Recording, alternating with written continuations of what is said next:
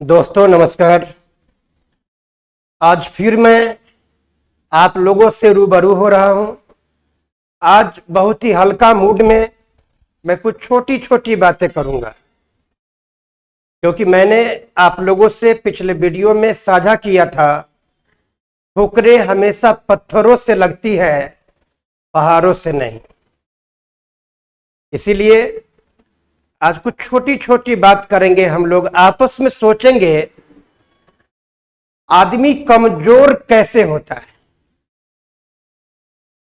हमारे मस्तिष्क में ताकत होता है, शरीर की जो ताकत मिलती है वो ताकत मस्तिष्क से मिलता है। हम थकते कब है?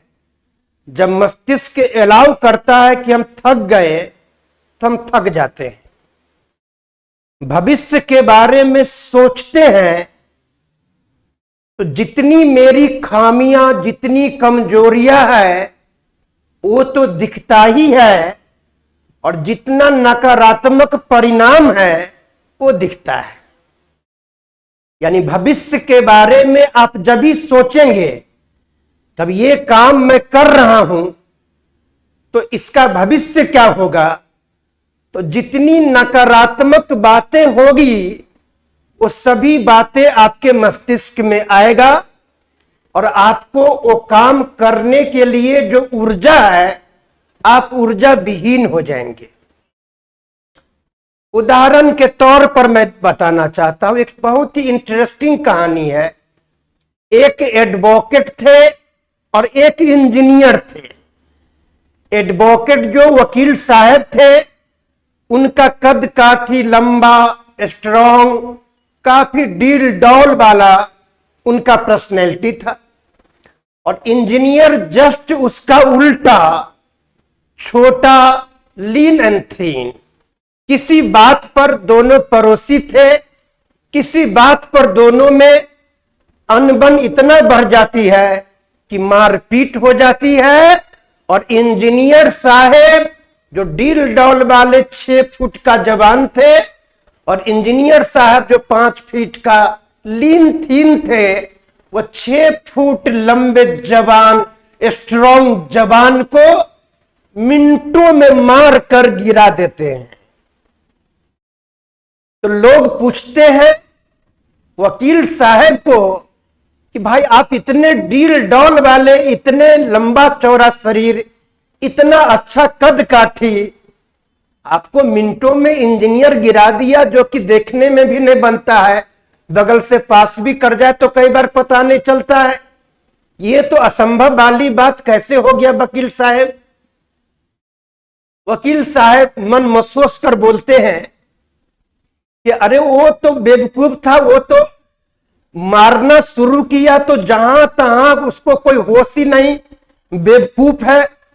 मैं तो ये सोच रहा था कि कहां मारूं, किस जगह पर मारूं कि वहां धारा कमजोर लगेगा, केस स्ट्रांग नहीं बनेगा। तो जब तक मैं सोच रहा था तब तक तो मार कर गिरा दिया। यानी कि जो भविष्य को सोचता है वो आदमी कमजोर होता है। कल कभी भी हमारे जीवन में नहीं आता है। हम लोग आज में जीते हैं, इसलिए आज हमारे हाथ में है, कल हमारे हाथ में नहीं है। कल भी आज होगा, तो आज को अपने मुट्ठी में कर लो। यानी कि आपकी सुनहरा भविष्य, समृद्धि, सफलता, स्वास्थ्य सभी मेंटेन होगा।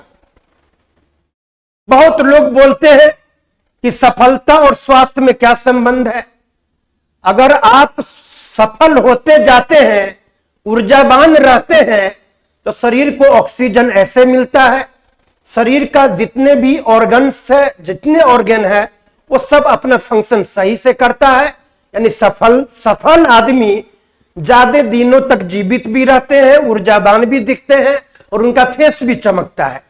यानी इस कहानी से क्लियर होता है कि भविष्य के बारे में कोई विद्यार्थी हो या कोई व्यापारी हो, अगर ये सोचेगा कि मेरे दुकान पर कोई नहीं आएगा, मेरा दुकान डूब जाएगा, जब सोचने लगेगा तो निगेटिव ही आएगा सामने में।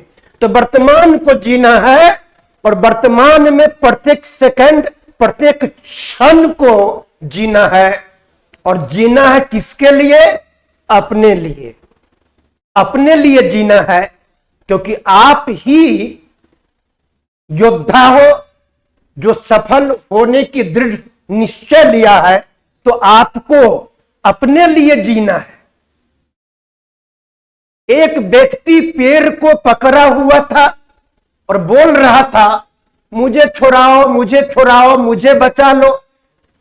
एक गुरु और शिष्य जा रहे थे, तो शिष्य ने कहा कि गुरुदेव, इस इंसान की सहायता करना चाहिए। तो गुरुदेव ने कहा कि इसे कोई नहीं बचा सकता। तो शिष्य ने बोला क्यों? तो बोला इसीलिए ये खुद पेड़ को पकड़े हुआ है और बोलता है मुझे बचाओ, मुझे बचाओ। मेरे कहने का अर्थ अपने आप पर लगाइएगा। ऐसा ना हो कि आप लोग भी अपने जीवन में अपने आपको कमजोर करने वाला चीज को पकड़े हुए हो और लोगों को बोलते हो कि हमको बचाओ, मैं अच्छा कैसे करूंगा, मैं दिन रात कैसे पढ़ूंगा, लेबर कैसे करूंगा, मैं जो पढ़ूं वो जल्दी ना भूलूं। ये सभी बातें आप बोल रहे हो लोगों को, लेकिन खुद पेड़ को पकड़े हुए हो, उसको कोई नहीं बचा सकता। एक मधुमक्खी मधु से भरा हुआ एक बर्तन में, वह मधु के लोभ में उस बर्तन में जाता है। अगर वह जाता और निकल जाता तो निकल जाता, लेकिन वह मधुमक्खी वहां पर बैठता है और जब तक पेट नहीं भरता है वो चिपका रहता है। बाद में मालूम चलता है उसका पंख भी उड़ने लायक न रहा, मधु में लिपट गया, चिपक गया, वो कभी उड़ नहीं सकता है। यानी कि उसकी अस्तित्व गर्दिश में मिट गया, अब उसके अलावा कहीं नहीं जा सकता है। समय दोस्तों, किसी ने समय को नहीं बांधा है। सिकंदर भी समय को नहीं बांधा, हिटलर भी नहीं बांधा, नेपोलियन ने भी नहीं बांधा। समय सबको मजबूर किया है। इसीलिए समय पर निर्णय और समझ, सही समय पर मेहनत और सही समय पर समझ, इसी को हम भाग्य कहते हैं। और अभाग्य किसको कहते हैं? जो समय बीत जाने के बाद अफसोस करते हैं कि काश में ऐसा किया होता। तो आज 15-16 महीने की आपकी समझ भरी परिश्रम, डेडिकेशन, पूरे जिंदगी अपने शर्त पर जीना आपको आर्थिक स्वायत्तता देगा, वैचारिक स्वायत्तता देगा, सामाजिक स्वायत्तता देगा।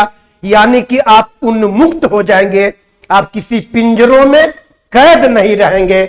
यानी कहना है कि 100 दिन अगर सियार जीता है उससे अच्छा है 100 दिन सियार की तरह जीने से अच्छा है कि एक दिन शेर की तरह जियो। कोई पानी को गर्म पानी में अगर मेढक को डालिएगा तुरंत निकल जाएगा, लेकिन मेढक को डाल दीजिए और नीचे से पानी को गर्म करिए, तो जब तक मेढक को एहसास होगा कि मैं गलत जगह पर हूं, तब तक मेढक जंप करने के लायक नहीं बच जाता है। यह समय बहुत कम है, इसीलिए इतना कम समय में यानी कि 15 से 16 महीने डेडिकेटेड कर दो अपने आप के लिए, ताकि खुद पर प्राउड कर सके। आंख अगर बंद करो तो खुद को सम्मान करने का मन करे।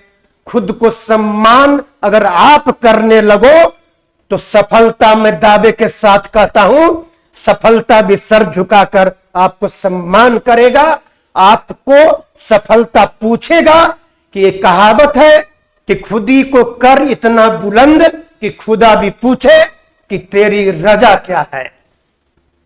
इतनी चुपके से मेहनत करो, इतने शांत होकर मेहनत करो कि सफलता खुद ही शोर मचा दे।